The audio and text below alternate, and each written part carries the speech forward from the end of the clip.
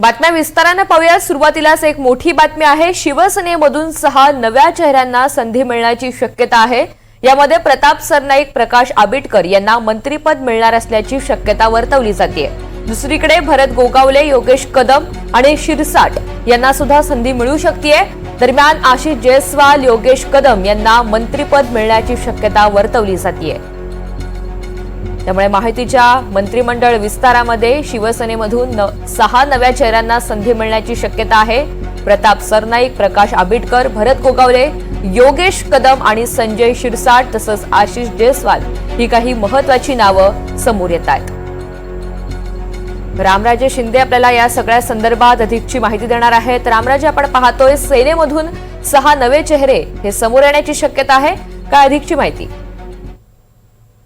बिलकुल, शिवसेनेमध्ये या चेहऱ्यांना संधी दिली जाते। नवीन चेहरे यावेळेस निवडण्यात आलेले आहेत अशी आपल्याला माहिती मिळते। या 6 जणांना फोन सुद्धा गेलेले आहेत।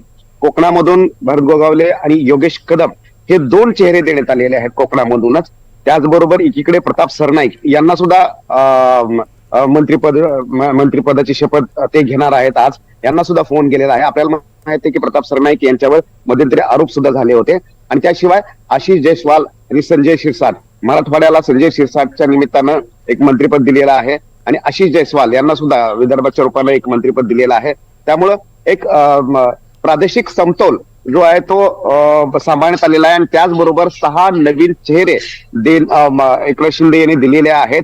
त्यामुळं आकडा जो आहे तो आता 12 ते 13 साधारणतः मंत्रिपद एकनाथ शिंदे यांना मिळतील असं समजलं जाते। आणि म्हणूनच एक प्रादेशिक समतोल राखण्यासाठी हे नवीन चेहरे देण्यात आल्याची माहिती मिळते।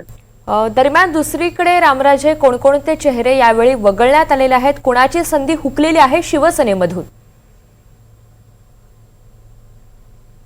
शिवसेनेमधून अब्दुल सत्तार यांची संधी जी आहे ती गेलेली आहे, कारण त्यांच्यावर मध्यंतरी काही आरोप होते। त्याचबरोबर वादग्रस्त सुद्धा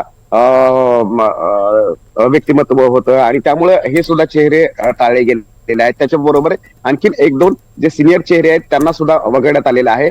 परंतु नवीन चेहरे देण्याच्या पाठीमागे हेच की जुन्यांना मागील सरकारमध्ये संधी मिळाली होती। त्यामुळे आता नवीन चेहऱ्यांना संधी मिळणं हे गरजेचं आहे। आणि म्हणूनच ही 6 जी नवीन मंत्रिपदे दिली जाते ती नवीन चेहऱ्यांना संधी दिली गेलेली आहे। निश्चित काही नवीन नावं त्यामुळे आता समोर आलेली आहेत। धन्यवाद सविस्तर माहितीसाठी।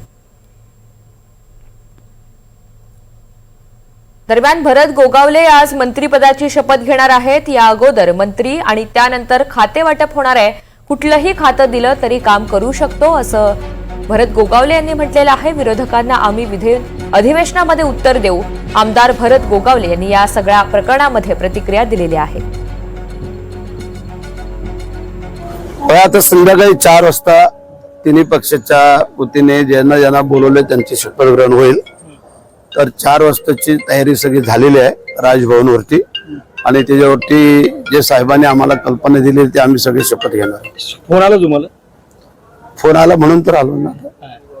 त्यामुळे जे काय आता आम्हाला बोलवलेलं आहे तसं आता उद्यापासून अधिवेशन पण आहे, तर दोन्ही अनुषंगाने आम्ही सगळे लोक आलेलो आहोत। तसं डिपार्टमेंट सगळ्यात इंटरेस्ट आहे तसं नसतं। जे काय आमचे नेते देतील ते घेऊन काम करायचं।